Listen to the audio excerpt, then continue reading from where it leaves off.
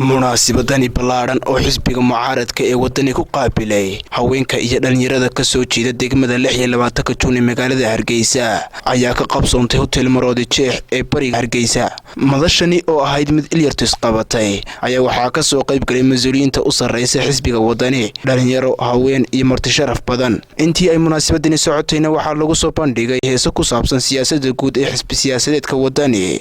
ugu horeyn waxaa halkaasi ka hadlay dhalinyaradii iyo haweenkii kala duwanaa ee madashani lagu maamuusay isla markaana cududooda taageero ku biiriyay xisbiga wadani, iyagoona tilmaamay ujeedada guud ee sababtay inay ku biiraan xisbigani. dhalinyarada madooda ku adkaaday halkan ka soo meeleeyeen aad baan u mahadcelinayaa rumaantii waxaan cadeynaynaa inuu ka tirsanahay xisbiga wadani ayaan ku cadeynaynaa ku tirsanahay iyaga aan xafadaxwaado aad baan ugu faraxsanay taageeraha wadani waxaan laga cadeynaa in maanta laga bilaabo aan nahay xisbiga wadani umaan gelin liajli qabiil hadaan qabiil raacayo aniga musabix cabdi baan adeerkaya marna seedigaya laakiin waxaan ka doorbiday isbedel ilaahay isku keenay madashan maanta in joogno ee xafladda qiimaha qaayaha leh dhalinyarta waxaan salaamayaa gudoomiye ku-xigeenka dhalinyarta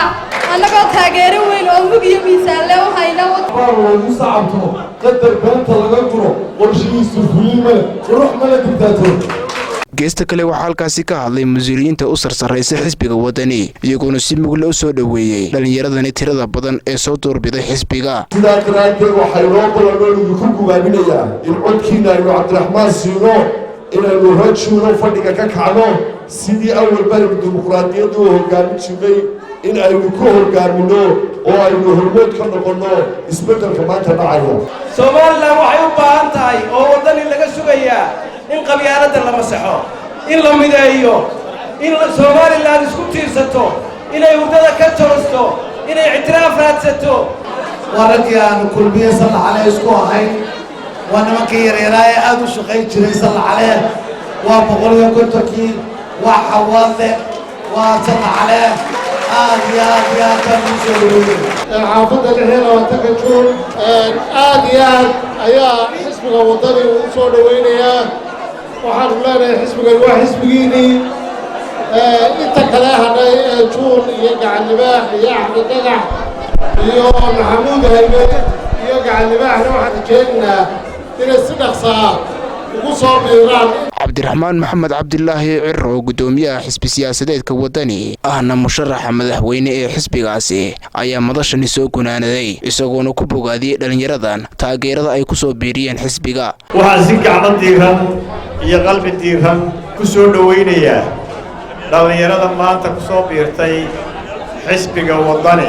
xisbiga wadani waa xisbi sumadiisu tahay reer Soomaaliland, waa xisbi aan la kala lahayn, waa xisbiga rajada Soomaaliland, waa xisbiga badbaadada Soomaaliland.